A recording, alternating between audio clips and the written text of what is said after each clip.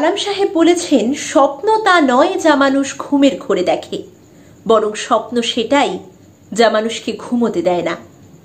এমনই কিছু খোলা চোখে দেখা আগামীর রঙিন স্বপ্ন, যা হয়তো আমি কিংবা আপনি কিছুদিন আগেও দিনে দুপুরে চোখে হারিয়েছি।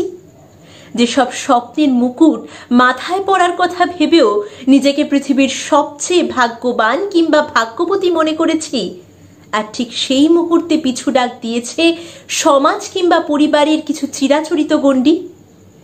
বাস্তবের মাটিতে মুখ থুবড়ে পড়তে পড়তে বারবার ভেবেছি, এই তো বেশ আছি।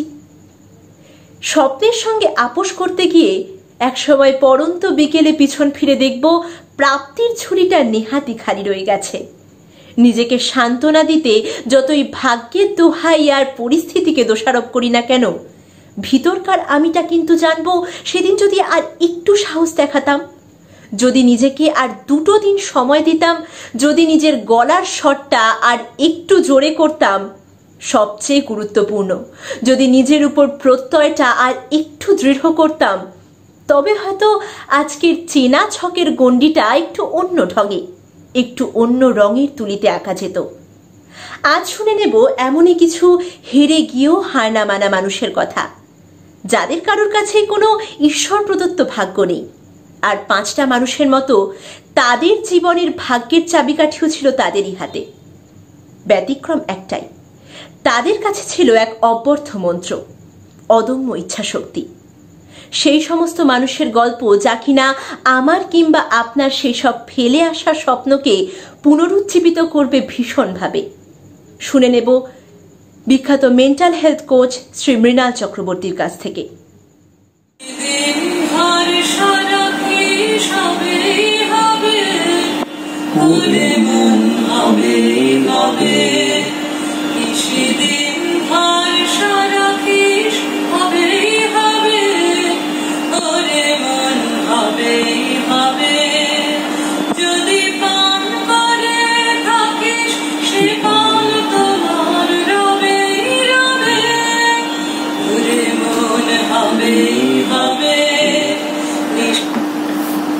নিশিদিন ভরসা রাখিস, হবেই হবে, ওরে মন হবেই হবে। নমস্কার, মৃণাল চক্রবর্তী। আপনারা, আমরা সবাই সত্যি আমাদের এই ভরসাটাই এখন সব থেকে বড় আমাদের হাতিয়ার। আর সেই হাতিয়ারের গল্প শুনবো ইতিহাসের পাতা থেকে। আজকে শোনাবো 2টো সত্যি ঘটনা, যে ঘটনাগুলো শোনার পর আপনার সত্যিই মনে হবে যেন এই গানটা আপনার জন্যই লেখা হয়েছে। রজার ব্যানিস্টার নামটা অনেকে শুনেছেন, অনেকেই শোনেননি। 1954 প্রথম তিনি এমন একটা রেকর্ড করেন যেটা পৃথিবীর ইতিহাসে স্বর্ণাক্ষরে লেখা। প্রথম তিনি 1 মাইল 4 মিনিটের কমে দৌড়ান। সেই সময় 1954, 1950, 1947-এ মানুষের বিশ্বাস ছিল ফিজিক্যালি, মেন্টালি, ইমোশনালি কোনোভাবেই মানুষ 1 মাইল 4 মিনিটের কমে দৌড়াতে পারবে না। ইভেন মেডিকেল সায়েন্স এটাও বলেছিল যদি কেউ চেষ্টা করে তার হার্ট বাস্ট করে যাবে। আর সেই একমাত্র মানুষ যিনি এটাকে ব্রেক করেন, তিনি 5 বার কন্টিনিউয়াস চেষ্টা করেছিলেন এটা ব্রেক করার জন্য। ওই সময় অনেকেই চেষ্টা করছিলেন, কিন্তু রজার ব্যানিস্টার যখন এটা করে দেখালেন, তখন ইতিহাসের স্বর্ণাক্ষরে ইতিহাসের পাতায় যখন লেখা হচ্ছে, তখন একটা ইন্টারভিউতে ওনাকে জিজ্ঞেস করা হয় উনি কিভাবে পারলেন। এটার জন্য কি খালি ফিজিক্যাল প্র্যাকটিসই যথেষ্ট ছিল? উনি বলেছিলেন ফিজিক্যাল প্র্যাকটিস অনেকেই করে, কিন্তু এই ফিজিক্যাল প্র্যাকটিসের সাথে আমি যেটা করেছিলাম সেটা হলো মনের প্র্যাকটিস। রজার ব্যানিস্টার প্রত্যেক দিন ফিজিক্যালি প্র্যাকটিস করতেন যদি 2 ঘন্টা, উনি মেন্টাল প্র্যাকটিস করতেন 6 ঘন্টা। ওনার নিজস্ব লাইফের যে ঘটনা, সেই ঘটনার উপর উনি যখন লিখেছেন, উনি প্রত্যেক দিন সারাদিন যে পরিশ্রমটা করতেন, তারপরে যখনই ঘরের মধ্যে থাকতেন বা রাত্রিবেলা শুতে যেতেন, উনি চোখ বন্ধ করলেই একটাই স্বপ্ন দেখতেন যে উনি 4 মিনিটের কমে 1 মাইল দৌড়াচ্ছেন। এবং প্রতিদিন ওটা দেখতে দেখতে দেখতে দেখতে ওনার রক্তের প্রত্যেকটা বিন্দুর মধ্যে ওই বিশ্বাসটা জন্মে গেছিল যে এটা হবে। আমিও আপনাদের কাছে এই গল্পটা এই মুহূর্তে শেয়ার করার একটাই কারণ, তার কারণ এই গল্পটাই আপনার জীবনের একটা ইউ টার্ন হয়ে যেতে পারে। আপনিও আজকে নতুন করে সেই রজার ব্যানিস্টারের মতন আশ্চর্য কিছু প্রতিজ্ঞা করুন। সেই আশ্চর্য প্রতিজ্ঞা আজকে এমন আপনি একটা প্রতিজ্ঞা নিন যে প্রতিজ্ঞাটা আপনার পরিচিত বহু মানুষ আপনাকে দেখে বিশ্বাসই করতে পারেন। ঠিক রজার ব্যানিস্টারের মতন আপনি মনের জোর দিয়ে সেই প্রতিজ্ঞা অতিক্রম করতে পারবেন। আরেকটা গল্প শোনাব, এটাও সত্যি ঘটনা। রজার ব্যানিস্টারের ঘটনাটা আপনারা অনেকেই হয়তো জানেন, তিনি একজন ব্রিটিশ ছিলেন। এবার আমি শোনাবো একজন আমেরিকানের গল্প এবং সত্যি ঘটনা। বেটি রবিনসন, 1928। বেটি রবিনসন 16 বছর বয়সে অলিম্পিকে সব থেকে দ্রুততম মহিলা হিসেবে পরিচিত হন এবং ওনার পারফরমেন্সে সারা বিশ্ব কেঁপে ওঠে। একজন 16 বছরের মেয়ে কি করে এত দ্রুত দৌড়ালেন। 1928-এর পর ঠিক 3 বছর বাদে, মানে 28, 29, 30, 31 একটা ভয়াবহ প্লেন দুর্ঘটনা হয়। সেই ভয়াবহ প্লেন দুর্ঘটনায় প্রত্যেকটা মানুষ মারা যায়। যখন ওই প্লেনের মধ্যে বেটি রবিনসন ছিলেন, বেটি রবিনসনের বডি যখন খুঁজে পাওয়া যায়, যারা রেস্কিউ করতে গেছিলেন সবাই দেখেন যে উনি মারা গেছেন এবং মর্গেজে যখন বডিগুলো পাঠানো হয় ওনার বডি ওটা ওই বডিতে যায়।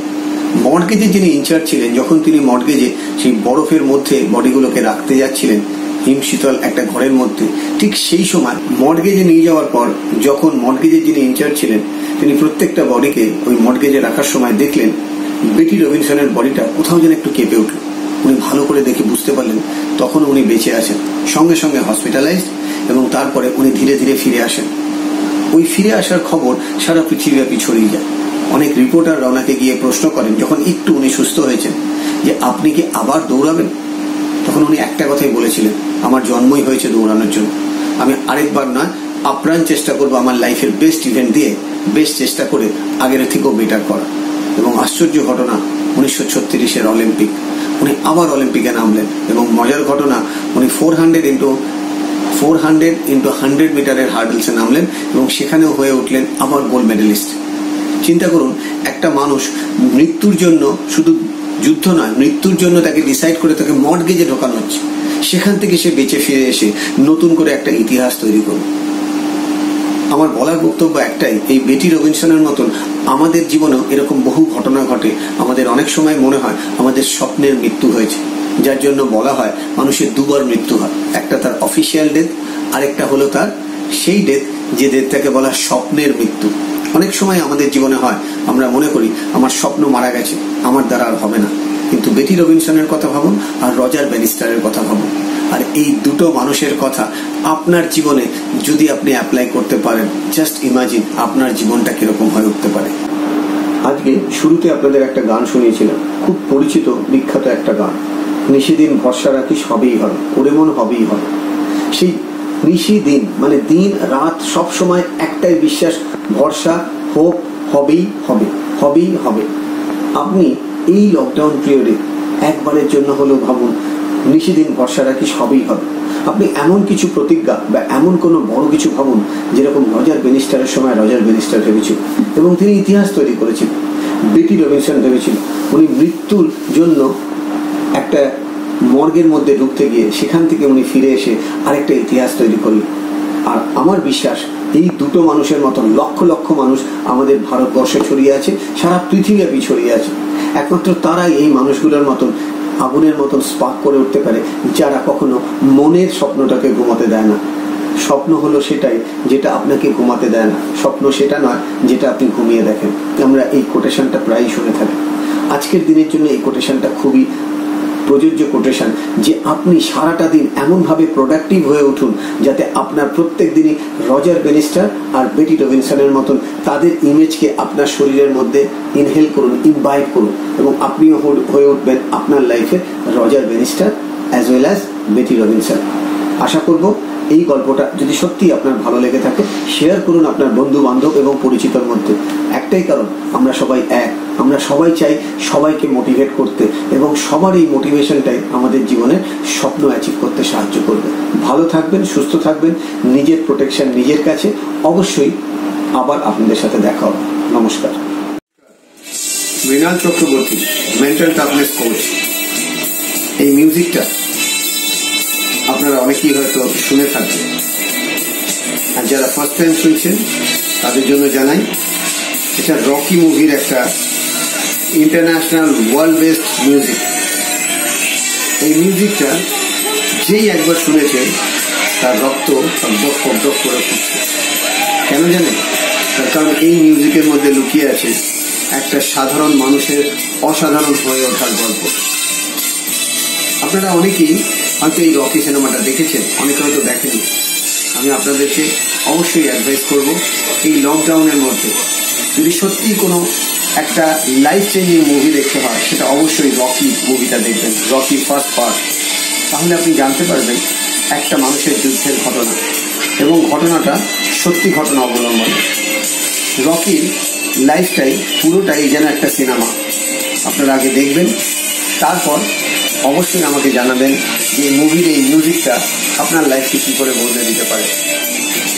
আজকে আমরা এই মিউজিকটা আর বেশি শুনবো না, তার কারণ আজকে আমরা শুনবো এরকম দুজন মানুষের কথা যারা আপনার জীবনকে একটা নতুন করে আশার আলো নয়, নতুন করে একটা নতুন দিগন্ত দেখাতে চলেছে। আপনার মনে আছে যখন প্রথম আপনি মুভি দেখতে যেতেন বা কোনো সময় হলে আপনি গেছেন, তখন 2D মুভি হতো। আমরা সাধারণ হলে ঢুকতাম, অন্ধকার হলে সিনেমা দেখতাম, বেরিয়ে আসতাম। প্রথম যখন 3D মুভি আসলো, 3D মুভি, আপনাকে যখন কেউ বলল এরকম একটা মুভি যেটা চশমা পরে দেখতে হয়, যেটা দেখলে মনে হয় যেন গায়ের ওপর চলে এসেছিল বা চলে আসে, আপনার মনে আছে? প্রথম দিন আপনি হয়তো বিশ্বাসই করেননি, কিন্তু রিয়েলিটিতে তারপর আপনি যখন জিনিসটাকে উপভোগ করলেন তখন আপনি বিশ্বাস করলেন। আজকে যে দুটো গল্প বলবো, এই দুটো গল্প অনেকটা এরকম, যেটা আপনি কখনো ভাবেননি বা দেখেননি, বাট এই দুটো ঘটনা আপনার জীবনকে একটা অন্য ডাইমেনশনে নিয়ে যাবে। যেরকম 3 ডাইমেনশন, 4 ডাইমেনশন, এটাও অনেকটা 5 ডাইমেনশন, 7 ডাইমেনশন। 1940 ইউএসএ, টেনেসি একটা জায়গার নাম। এখানে একজন বিখ্যাত মানুষের জন্ম হয়। বিখ্যাত মানুষ যখন জন্মেছিলেন তখন বিখ্যাত ছিলেন না, তখন অনেকেই ভেবেছিল এই মেয়েটার জন্ম না হয় ভালো ছিল। মেয়েটি যখন জন্মায়, মেয়েটির ফ্যামিলি হিস্ট্রি দেখলে আপনি ভয় পেয়ে যাবেন। তারা 22 জন ভাই বোন ছিল, আর সে ছিল 20 নম্বর। যেদিন জন্মায়, ডক্টর, তার মা, বাচ্চাটির মা এবং বাচ্চাটির ফ্যামিলি লোক বুঝে যায় একে বাঁচানো খুব মুশকিল, তার কারণ pre mature baby. Not only that, জন্মানোর 1 বছরের মধ্যে নিউমোনিয়া, পোলিও দুটো একসাথে অ্যাটাক। এবং যখন তার 2 বছর বয়স, তখন ডাক্তার বাচ্চাটিকে দেখে বলল এই বাচ্চা না জন্মালেই হয়তো ভালো হতো। তার কারণ তার পাটা, ডান পাটা আস্তে আস্তে বেঁকতে থাকে, এবং যখন 3 বছর বয়সে, 4 বছর বয়সে সে কোনো রকমে হাঁটার চেষ্টা করছিল, তখন দেখা গেল তার ডান পাটা পুরোটা বেঁকে গেছে। ডাক্তার স্ট্রিক্টলি লিখে দিল প্রেসক্রিপশনে, কোনোদিনও যেন এ না দৌড়ায়, যদি কখনো দৌড়ায় এর কিন্তু মৃত্যু অনিবার্য। ঠিক এইভাবে 9 বছর অবধি মেয়েটি ঘরের মধ্যেই নিজেকে আটকে রাখতে বাধ্য হয়, তার কারণ তার বাবা মার ইনস্ট্রাকশন ছিল জীবনে যেন না বেরোয়। তার পায়ে একটা স্পেশাল লোহার জুতো পরানো হতো, এবং সেই জুতো পরে কখনো কখনো মা বাবার হাত ধরে হাঁটত। এই করতে করতে 9 বছর বয়সের পর তার হঠাৎ করে সেই জুতো পরে হাঁটতে হাঁটতে কোথা থেকে একটা শক্তি জন্মায়, এবং তার মনের মধ্যে একটা আশার আলো জন্মায়। সে বাবা মাকে না বলে সে মাঠে যখনই সুযোগ পেত ওই লোহার জুতোগুলো খুলে ও দৌড়ানোর চেষ্টা করত। এইভাবে যখন তার 11 বছর বয়স, তখন তার প্রথম রিয়েলাইজেশন আসে যে আমিও সাধারণদের মতন দৌড়াতে পারি। তখন টেনেসিতে একজনের সাথে তার পরিচয় হয়, একজন বিখ্যাত কোচ, এবং সেই কোচ এই মেয়েটির লাইফে এসে মেয়েটির লাইফকে পুরোপুরি বদলে দেয়। আপনারা শুনলে অবাক হবেন, এই মেয়েটি এমন একজন মেয়ে যে পৃথিবীর খুব বিখ্যাত মেয়ে, এবং সেই মেয়েটির ডিটেলসটা আপনাদের বলবো আজকে।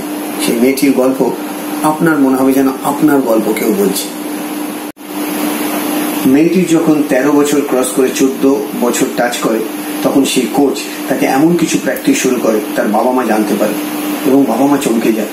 তারা ভাবতেও পারে না এই মেয়ে কখনো জোরে দৌড়াতে পারে, এবং ঘটনাটা শুনলে আপনি চমকে যাবেন। 1956 অলিম্পিক, এই মেয়েটি দেশকে রিপ্রেজেন্ট করে, ইউএসএ কে। শুধু রিপ্রেজেন্ট না, সেই মেয়েটি ব্রোঞ্জ মেডেল পায়, যেটা অসম্ভব, মেডিকেল হিস্ট্রি ফেল। এখানেই শেষ নয় কিন্তু, 1960 আবার অলিম্পিক, পরপর 3টে গোল্ড মেডেল, এবং যে মেয়েটিকে বলা হয়, তখনকার দিনে আজও বলা হয়, ওয়ার্ল্ডের সব থেকে দ্রুততম মহিলা। আমি শোনাচ্ছি আপনাদেরকে উইলমা র্যাডলফের কথা। উইলমা সম্পর্কে আপনারা অনেকেই হয়তো জানেন না, অনেকে হয়তো জানবেন। আমি আপনাদের অবশ্যই অ্যাডভাইস করব, গুগলে সার্চ করে দেখুন উইলমার এডলফের স্টোরি। তার লাইফের জন্ম থেকে আরম্ভ করে যেদিন সে মেডেল জিতেছিল, এটা মনে হবে যেন একটা রূপকথার গল্প, যেন মনে হবে কোনো একজন ম্যাজিশিয়ান এসে তাকে টাচ করেছিল এবং তার লাইফ বদলে গেছিল। আপনি কি সত্যি মনে করেন এটা কি খালি ট্যালেন্ট? না, এটা কি খালি তার ভাগ্যে লেখেছিল? না, এটা তার স্বপ্নের সাথে তার এমন একটা ভালোবাসার সম্পর্ক তৈরি হয়েছিল যে স্বপ্নকে আপন করে নিতে পেরেছিল। আপনার জীবনেও এরকম প্রচুর স্বপ্ন আছে, এবং যে স্বপ্নগুলো অনেক সময় প্রিম্যাচিওর ডেথ হয়ে যায়, বা অনেক সময় স্বপ্ন দেখা শুরুতেই মনে হয় আমার দ্বারা এই স্বপ্ন হবে না। কেন? ছোটবেলায় বড় হওয়ার সময় বাবা মা অনেক সময় আমাদের বলতেন, ছেঁড়া কাঁথায় শুয়ে লাখ টাকার স্বপ্ন দেখো না।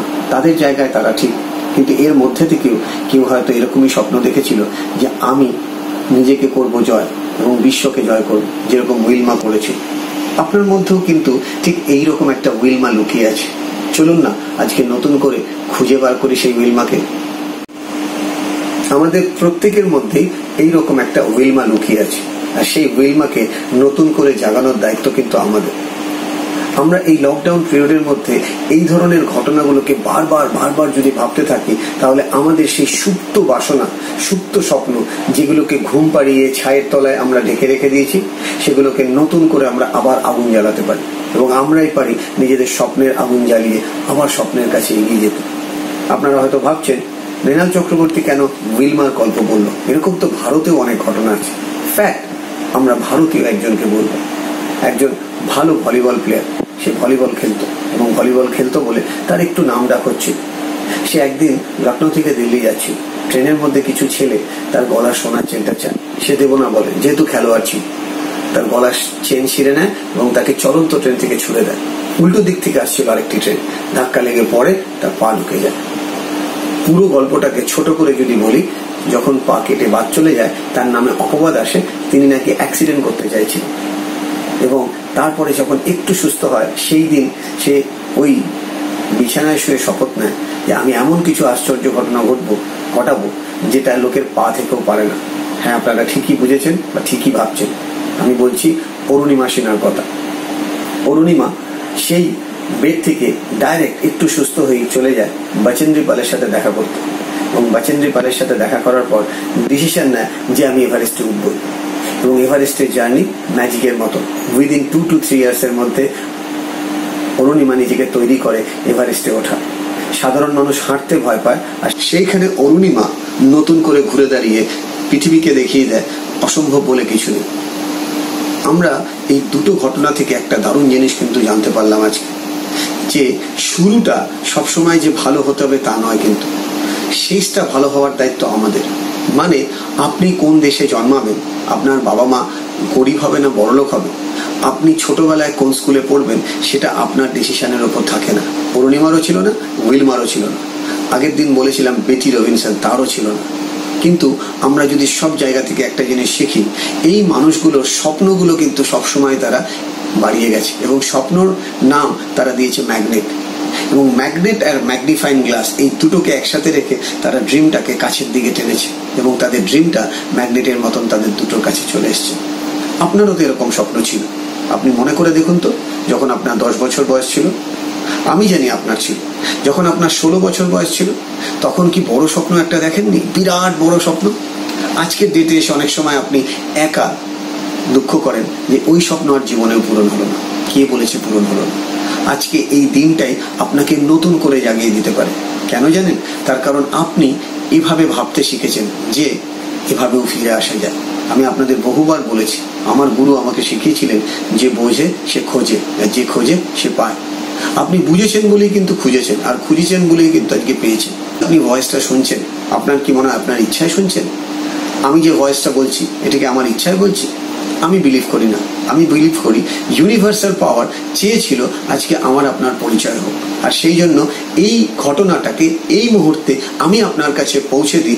সেই জন্য ব্রততী বন্দ্যোপাধ্যায়ের পরম্পরা আমাকে আপনাকে কাছে এনে দিয়েছে, এবং সারা পৃথিবীর বাঙালিদেরকে কাছে এনে দিয়েছে, যে আমরা চাইলে ঘরে বসেও একটা বিপ্লব করতে পারি নিজেরা একসাথে থেকে। আপনার মধ্যেও একজন অরুণিমা সেনা আছে, আপনার মধ্যেও একজন উইলমার অ্যাডলফ আছে। নতুন করে চলুন না আমরা সেই উইলমার অ্যাডলফকে জাগিয়ে তুলি।